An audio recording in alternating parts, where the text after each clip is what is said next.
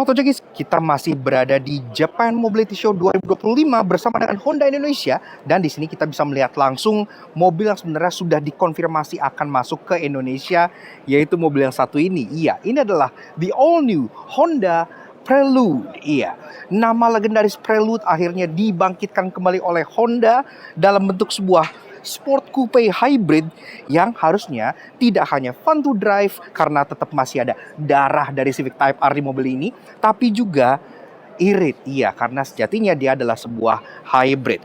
Nah, sedikit sejarah mengenai Prelude. Prelude sendiri sebenarnya itu sebuah nama yang sudah lumayan lawas ya di Honda, karena dia sudah berganti generasi 6 kali. Jadi ini adalah generasi yang ke-6. Dari generasi awalnya sampai generasi yang kelima itu sebenarnya dari tahun 70-an sampai tahun 90-an. Kemudian namanya hiatus 30 tahun lebih.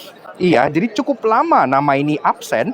Di 2025 barulah Prelude generasi ke-6 ini akhirnya kembali dalam wujud produksi massalnya. Sebetulnya pertama kali Honda Prelude terbaru ini itu debut sebagai konsep di JMS juga, di Japan Mobility Show, tapi di yang tahun 2023 lalu. Itu masih sebuah Prelude konsep gitu ya. Sekarang, karena sudah JMS 2025, Prelude ini sudah dalam bentuk produksi massalnya. Bahkan di Jepang sendiri, mobil ini sudah dijual semenjak 5 September 2025. Artinya, sudah bisa dibeli dan sudah setir kanan karena kan pasar Jepang. Indonesia akan segera kebagian. 2026 konon mobil ini akan segera masuk juga ke Indonesia dan pastinya membangkitkan jiwa sports car Indonesia yang sekarang di Jepang tuh kayak agak masih lesu gitu ya. So, kayak gimana sih Honda Prelude generasi ke-6 ini? Yuk kita bahas mulai dari eksteriornya, dari belakang seperti biasa. Ini adalah Prelude pertama yang menggunakan desain liftback coupe. Iya, karena untuk Prelude yang sebelumnya dia kan pakai desain coupe, tapi untuk bagasinya dia ala seperti sedan ya. Jadi kacanya nggak ikut naik. Sedangkan yang ini itu kacanya ikut naik, jadi ala-ala hatchback gitu. Tentunya sloping roofline ke bagian bawah sini. Di atas tidak ada antena karena antena integrated, serta dia udah ada trap stop lamp yang menyatu di atas. Kaca udah ada defogger walaupun dia tidak ada wiper belakangnya. Nah, di bagian bokongnya, jujur ini lumayan seksi ya, karena dia mengadopsi desain-desain terbaru dari Honda yang dimana contohnya emblem Hondanya pun sudah di spell out seperti itu. Ada aksen hitam yang membelah bagasinya sehingga mobilnya terkesan lebih lebar. Logo Prelude-nya udah pakai logo yang baru, sekarang dia huruf sambung dan ditaruh di bagian tengah sini dengan bangganya memajang nama legendarisnya. Ke bagian bawah, tentunya sebagai sebuah sports car nggak lengkap tanpa diffuser besar yang di sini finishingnya warna piano black sehingga dia terkesan lebih modis, dan diffuser sendiri juga ada sedikit aksen biru di bagian bawahnya yang menandakan elektrifikasi karena kan ini sport coupe hybrid. Nah, untuk safety dia sendiri juga udah ada 4 titik parking sensor di bagian belakang sini, serta untuk kamera mundurnya juga sudah ada disematkan di bagian tengah plat nomornya sebelah sini. Untuk stop lampnya, pertama-tama untuk lampu senjanya dia full width LED bar seperti ini yang bikin mobil terkesan dandy dan lebih lebar. Serta untuk sisanya kayak lampu rem, lampu sen, lampu mundur tentunya semuanya sudah full LED juga. Berlanjut ke bagian samping, nah Prelude ini tetap true to form sebagai sebuah compact sports car dari Honda karena secara dimensi juga dia tetap masih tergolong kompak ya. Panjangnya dia hanya 4,5 meter dengan lebar 1,8 meter dan tinggi 1,3 meter. Yang membuat dia masih pastinya sangat mudah untuk dikemudikan di jalan-jalan yang kompak. Wheelbase-nya yang mencapai 2,6 meter juga memastikan ruangan interiornya juga tergolong lega untuk mobil yang sekompak ini. Tapi detail di bagian samping kalian juga dapat desain ala sloping roofline dan juga pilar-pilar semuanya yang sudah piano black jadi terkesan premium. Door handle-nya sudah model yang flush seperti ini dan bahkan dia otomatis akan retract pada saat kalian lagi tidak menggunakannya. Jadi udah aerodinamis. Di bawah kalian juga dapat side skirt yang berwarna piano black serta ada lubang yang beneran fungsional di bagian depan sebelah sananya. Spionnya model pedestal, jadi dia tidak mau di pilar, jadi mau di body sesuai dengan konsepnya. Sewarna body, ada lampu sen di bagian sini, dan memang dia belum ada kamera 360, tapi untuk mobil kompak ini nggak masalah, yang at least dia pun udah ada blind spot warning di bagian kacanya, jadi udah lumayan canggih secara safety-nya. Secara pelek, dia juga cukup gede ukurannya untuk sebuah mobil yang compact ini ya, karena peleknya sendiri, dia pakai ring 19 inci, iya besar. Nah, ini sendiri peleknya model akar seperti ini, single tone warna piano black yang membuat dia terkesan sangat-sangat agresif. Dia pun dibalut juga dengan ban yang sangat berkualitas karena dia pakai Continental Premium Contact 6 dengan ukuran 235/40 R19. Pengereman depan belakang tentunya ada full disc brake semua, yang dimana ini disc brake kaliper sendiri berwarna biru dengan logo Prelude di bagian situnya, jadi terkesan sangat-sangat keren. Dan kaki-kakinya ini dibawa langsung dari kaki-kaki yang ada di Honda Civic Type R FL5. Jadi harusnya secara handling dia juga enak banget. Dan pasti sampai kita ke bagian fascia depan dari si Honda All New Prelude. Nah, di bagian depan sini ini masih ada nuansa DNA desain dari Honda karena dia masih memakai bahasa desain solid wing face ala Honda, tapi udah diupdate menjadi yang versi terbaru. Logo Honda di bagian tengah, dan ini grillnya kayak seolah langsung menyambung ke bagian lampunya itu ya. Jadi makanya kesannya tetap masih ada solid wing face-nya. Di bagian bawah cukup simple dan membulat, dia nggak ada kayak fog lamp housing atau ventilasi udara atau gimana-gimana ya. Hanya ada satu buah air dam di bagian bawah sini yang semuanya menjadi satu ke daerah splitter yang finishingnya warna piano black. Jadi nice, tapi di bagian bawahnya tetap ada aksen berwarna biru yang senada dengan diffuser di belakangnya. Jadi desainnya kohesif. Safety di depan udah ada 4 titik parking sensor yang pastinya juga sangat berguna untuk manuver di tempat rendah, dan juga di bagian lampunya ini tentunya sudah full LED, mulai dari lampu senja dan DRL-nya yang di bagian atas ini membentuk sayap ala solid wing face, dan juga untuk low beam dan high beam-nya dia sudah dual projector LED di bagian dalam sini yang tentunya sudah auto high beam, dan lampu senya switchback di bagian atas sebelah sininya. Bonetnya cukup landai dan dia nggak terlalu panjang, tetap mempertahankan dimensi yang kompak dan ringkas untuk sport coupe hybrid yang satu ini. Dan secara overall, desain dari si Honda All New Prelude ini udah memberikan kita nafas segar lagi untuk sebuah sports car asal Jepang. Selama ini pemainnya tuh cuman dihuni dengan mobil-mobil seperti Toyota GR86 ataupun Mazda Miata yang bentuknya roadster gitu ya. Tapi sekarang udah ada pemain compact coupe hybrid di kelas ini yang tentunya menjadi solusi buat kalian yang gak hanya pengen fun to drive, tapi juga keiritan bahan bakar yang mumpuni. Oke itu guys, lanjut bahas soal interior dari si Honda All New Prelude generasi ke-6. Nah, memang mobil ini tuh cukup rendah ya. Kalau gue berdiri di sampingnya, ini atapnya cuman sedada gue aja. Jadi memang untuk keluar masuknya, ya kayak keluar masuk mobil sport gitu, yang dimana kalian harus nunduk sedikit. Pintunya cukup lebar, cukup panjang juga ya, tipikal pintu-pintu mobil 2 pintu gitu ya. Jadi pintunya sendiri juga terasa berat dan substansial karena pintunya gede gitu. Dan kalian pun udah dapat karpet pas kalian masuk, jadi tetap terasa lumayan premium. Kita coba masuk dulu ya.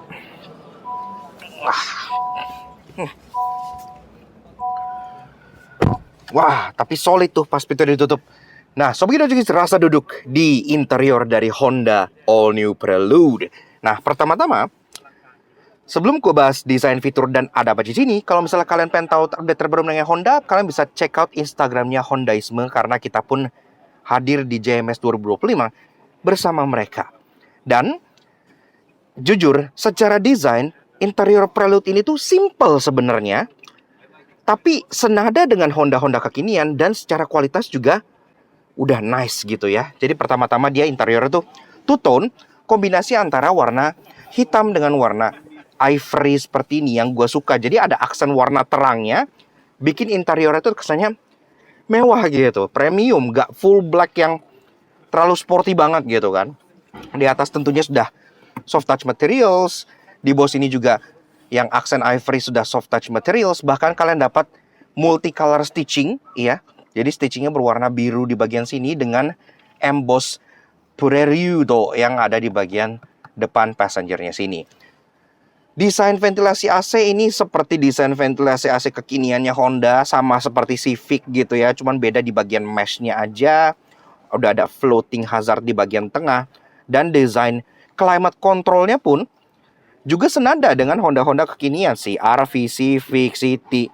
Dia modelnya 3 buah dial seperti ini yang ada layarnya kalau lagi nyala, dan ini pun bisa kalian puter-puter dengan clickiness yang luar biasa adiktif.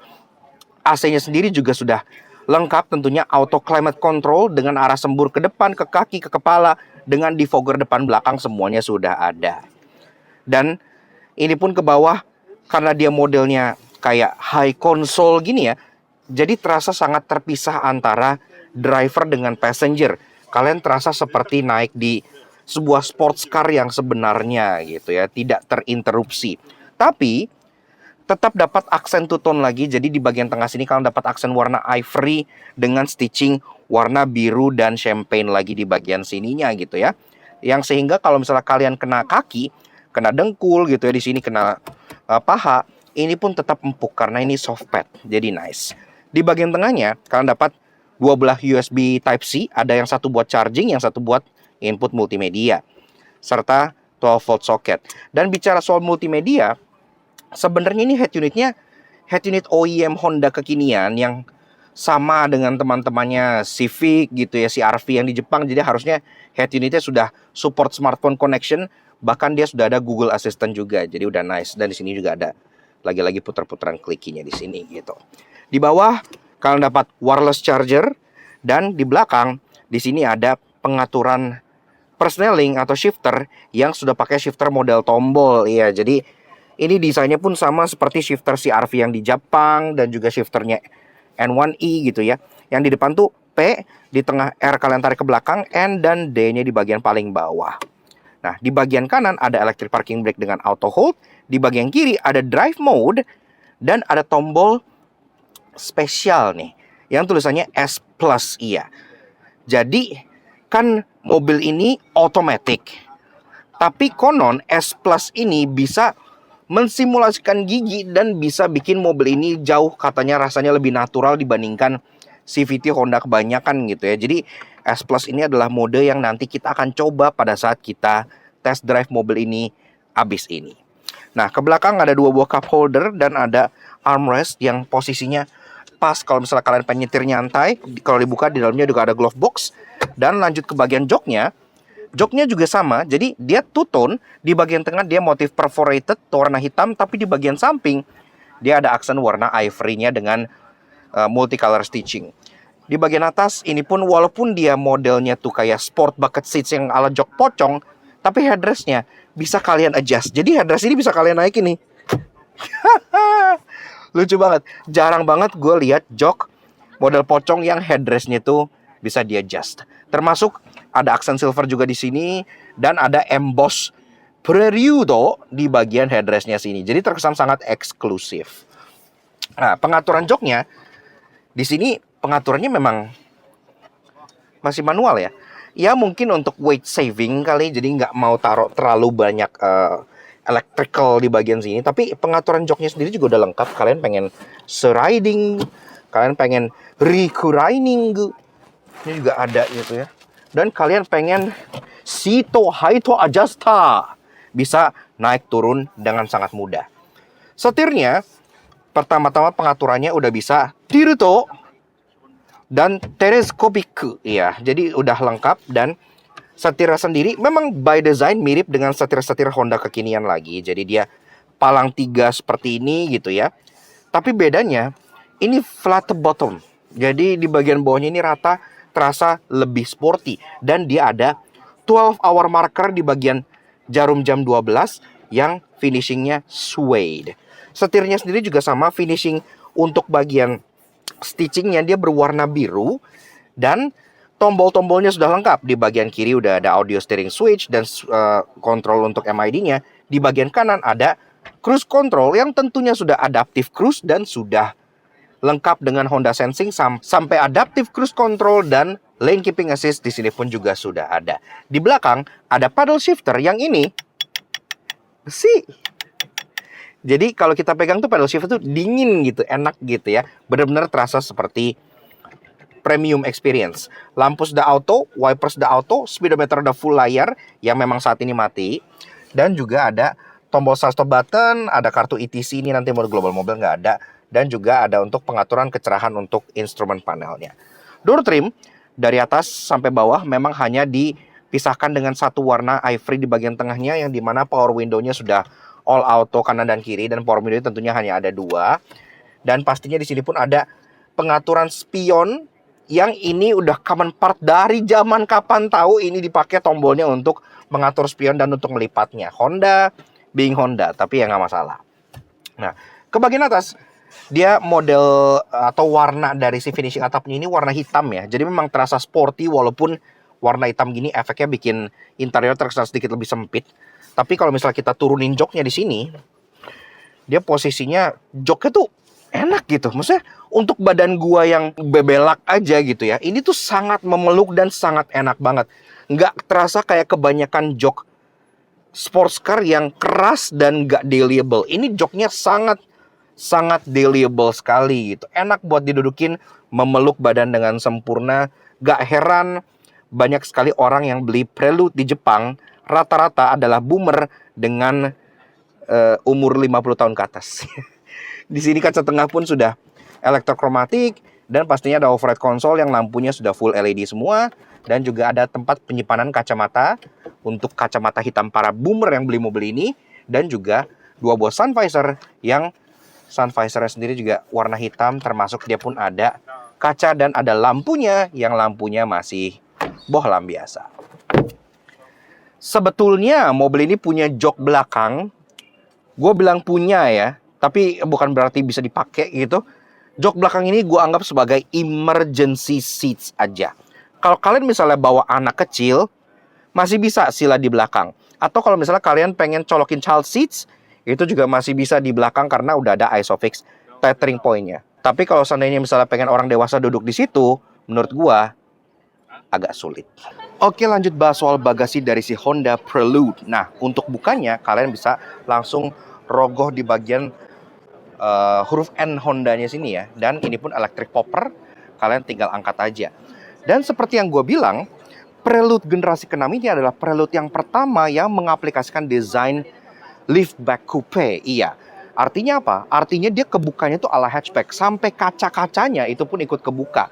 Prelude generasi yang lama-lama itu tetap coupe, tapi dia bukanya seperti sedan. Cuman bagian sininya aja yang terbuka.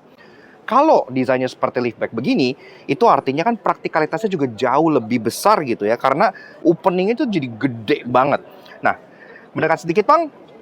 By the way, terima kasih ke Ipang yang udah bantuin kita syuting.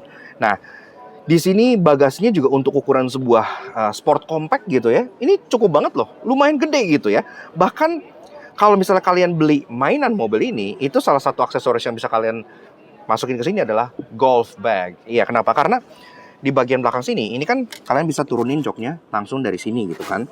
Dan kalau misalnya kita turunin di sini, nah kayak gitu, itu golf bag masuk. Golf bag masuk tanpa masalah sama sekali. Sisanya untuk groceries di bagian belakang sini itu juga tergolong besar.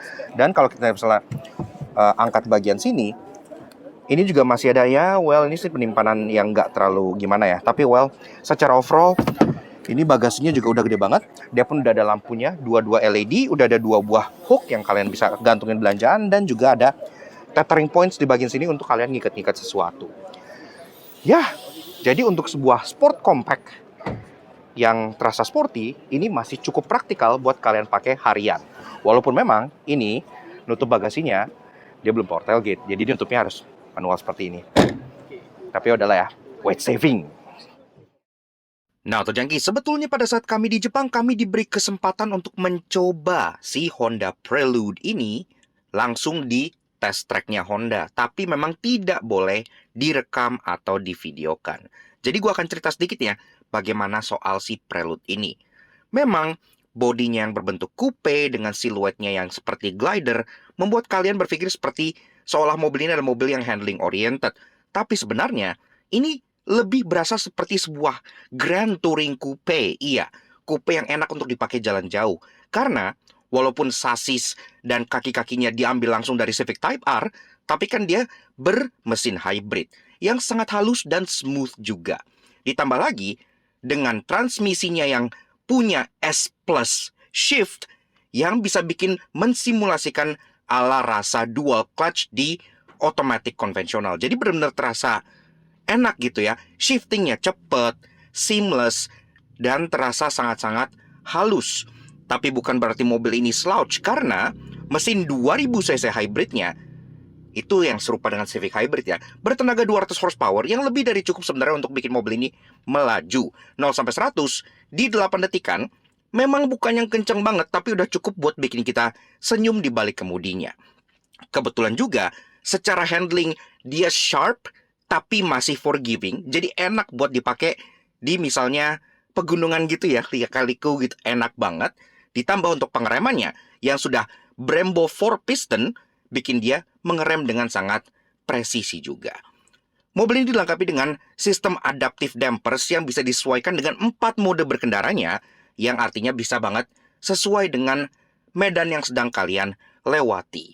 Dan secara overall, mobil ini menawarkan sebuah coupe GT yang artinya bikin dia nggak hanya enak buat kita bawa spirited driving khas dengan Honda yang sangat fun, tapi juga enak buat dipakai daily dan enak buat dipakai jalan jauh. Itulah yang nggak dimiliki oleh para rivalnya seperti Toyota GR86 ataupun Mazda MX-5. Nggak heran banyak orang yang lebih dewasa itu lebih milih Prelude di bagian Jepang dibandingkan rival-rivalnya. Jadi kurang lebih begitu sedikit impresi singkat kita dengan Honda All New Prelude tahun 2025. Gimana menurut kalian? Silahkan kalian komen di bawah. Dan pastinya terima kasih banyak kepada Honda Indonesia atau HPM yang udah ngajak kita all the way ke Jepang, ke JMS, sampai melihat langsung si All New Prelude yang sangat-sangat spektakuler ini. Kita tunggu aja. Mobil ini 2026 akan mengaspal secara resmi di Indonesia. Dan konon harganya sangat mengejutkan. Kenapa? Karena harganya masih konon ya under 1 miliar. Iya, yang artinya membuat dia sangat kompetitif dibandingkan rival-rivalnya seperti Subaru BRZ, Toyota GR86, maupun Mazda MX-5 karena dia satu-satunya yang bermesin hybrid. Iya, jadi nggak hanya ramah di kantong untuk harga, tapi juga ramah di kantong untuk pemakaian. Kalau kalian pengen tahu lebih lanjut mengenai update terbaru dari Honda Indonesia, silahkan kalian check out Instagramnya HPM atau Hondaisme di bagian sebelah sini. Dan pastinya thank you banget ke kalian semua udah nonton. Kalau kalian suka dengan kami, kenapa kalian support kami? Subscribe ke YouTube channel kami lah, satu jangki. Kepoin juga sosial media kami untuk Instagram kami di Laksana Roger ke sini. Supaya selalu up to date dengan informasi terbaru dan mobil-mobil keren seperti si Honda Prelude yang sangat-sangat kita nantikan ini. Oke, gimana menurut kalian? Berapa harga yang pas untuk si All New Prelude ini? Silahkan kalian komen di bawah, siapa tahu jadi pertimbangan untuk Honda Prospect Motor. Thank you udah nonton. We'll see you guys again in the next video. Ride safe and Godspeed.